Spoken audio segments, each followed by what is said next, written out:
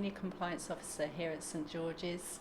I provide pre-departure information and visa support and on-site support to student applicants and students when they arrive in the UK. I'm joined today with Bukola. Would you like to say a few words? Sure. My name is Bukola Ogunjimi. I'm one of the third-year medical students here at St. George's. I'm a student from Nigeria and I'm studying on the International Medicine program here. Thank you for joining us. So we're here today to talk about issues that we know applicants are thinking about at this stage in the application process. So Bukola, if you cast your mind back 3 years ago, can you remember what issues you were thinking about? Yeah, absolutely. So 3 years ago, at this time, I was probably thinking, about my A-level grades, just trying to make sure I did my best on the exams, just to make sure like all my options would be available to apply for university.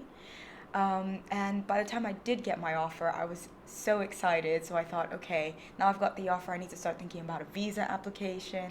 I need to start thinking about accommodation, what I'm going to do when I get there, where I'm going to live, like thinking about making all these new friends, meeting new people, settling in and all these things, so that's really what was on my mind at the time. So going back to the visa application process, how did you find it? Well, thankfully, I didn't actually have too much of a hard time. It was actually pretty okay. At the time, actually, I was quite worried because my country had just switched over the visa application system. Yeah. And I thought that might interfere with me being able to get my visa on time. So I actually called Elizabeth. I don't know if you remember that from 3 years ago. Yeah. I actually had to call her up on the phone and sort of, panic. And she was just like, no, don't worry, we'll sort everything out for you. And I don't know who she spoke to or who her contacts were, but I managed to get my visa in less than a week.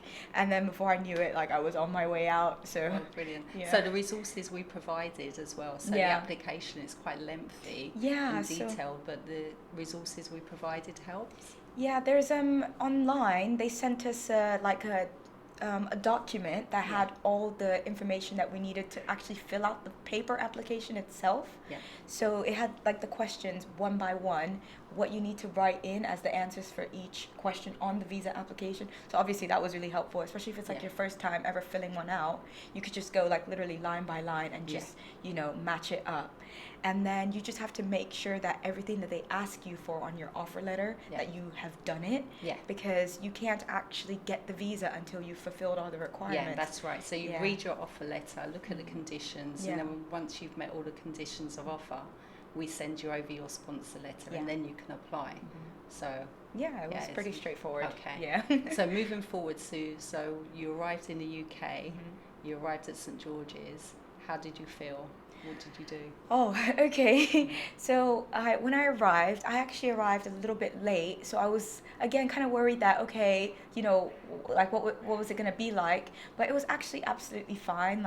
I had got accommodation at the Horton Halls, the university accommodation. Okay. And so it was completely fine. I got there and everything was pretty much already ready for me. My room was good. I had my own bathroom and everything like that. And the application process for Horton Halls was we just did it online. Online. Yeah, and guaranteed for international students, provided you apply online. Yeah, absolutely. I got my accommodation with no problem. Yeah, and did you look at the virtual tour?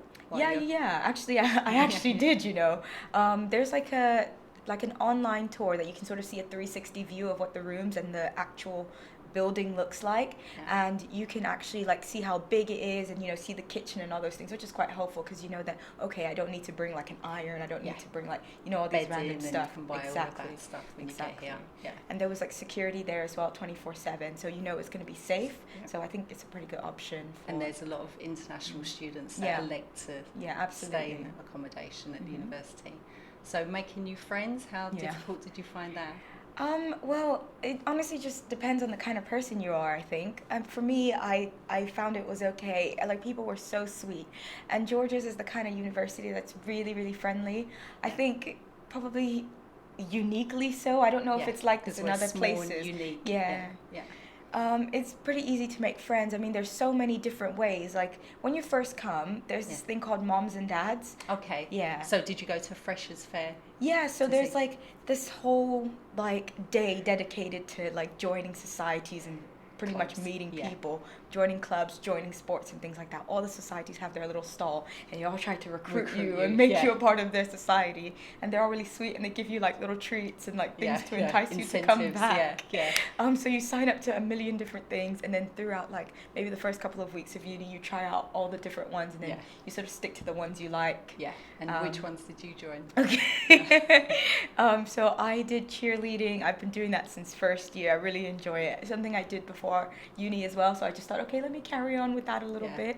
I'm also part of the International Student Society, so you meet loads of other people from like all over, which is really nice. I also do theater and dramatic society. Such fun, honestly. Like the best cast, the best backstage crew, like the best directors and producers. We've put on such good shows. So I've also been doing that since first year. And you're an international executive officer with the Students' Union? Yes, there's so many opportunities to do stuff. I do, like you said, with the Student Union, I'm part of the committee, so just helping to support international students and making them just feel welcome, you know, in a new country. And you plan events as well? Planning events, boat parties, lots of stuff. And we have the monthly International Society lunches as well. So it's a nice place to be. So you found the information that was sent to you by the university helpful and it guided you through the process of application? No, absolutely. There's like loads of guides and stuff that you get in the mail, and also I think some people are sent them through the post. So if you don't have those, then you can just look at the PDF ones, and they have literally all the information that you need, like from visas to like who to contact, who to email, if you have problems, tuition fees, term dates, literally because I know a lot of international students want to book their trips home for holidays, so they're cheaper in advance. So so no, that's very helpful. So do you have any top tips that you can give to students? I just say, just immerse yourself, honestly. Don't be shy to be a part of the, you know, community at George's. Like, people want to know you, people want to, you know, find out more about you. So just try as much as possible to get involved, because there's always, you know, someone to go to. There's seniors that want to help, you know, there's just such good support. So just definitely don't be shy, just get out there and have a good time. University is meant to be enjoyed as well. So. Did you actually manage to meet somebody and speak to any of the international students before you arrived in the UK? Because we do set up a Facebook page for new applicants. So unfortunately, I wasn't smart enough to even go through that, but when I got here, definitely, like in subsequent years, people messaged me. People before they came messaged me. And then in fact, some of them are actually like my George's children now. So like you can speak to people who are on the course before you come if you want to, like on Facebook and stuff, and then they can actually give you like honest opinions and you know what I mean, and how they're finding it. So because we set up a page in July for new students that are coming in, so to speak to people like yourself to give helpful tips. So for applicants, so moving forward, so once you accept the offer, what happens next is the admissions team get in touch and provide next step information about accommodation, visa information, so the process is very smooth. They try to make it as smooth as possible, but obviously if you run into any trouble and stuff, you can just always email or call Elizabeth like I did, and hopefully they'll be able to sort it out for you. Brilliant. Thank you for coming in. So we're just going to have a look if there's any questions, and now's the opportunity to send in any questions if you have any.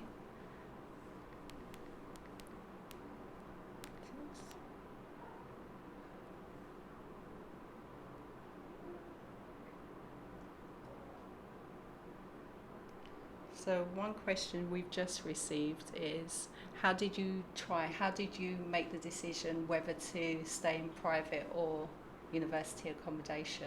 Okay, well, I know that the university accommodation was going to be the easiest for me, because like obviously coming from another country, I didn't really know anyone in the area, so I just went for the safest option. I knew that there would be 24/7 security. I knew that there would be other students, especially first year students, in the university accommodation, so I just thought, okay, I might as well go down that route, especially for my first year, and then maybe when I, you know, figure out everything, then I can decide what I want to do after that.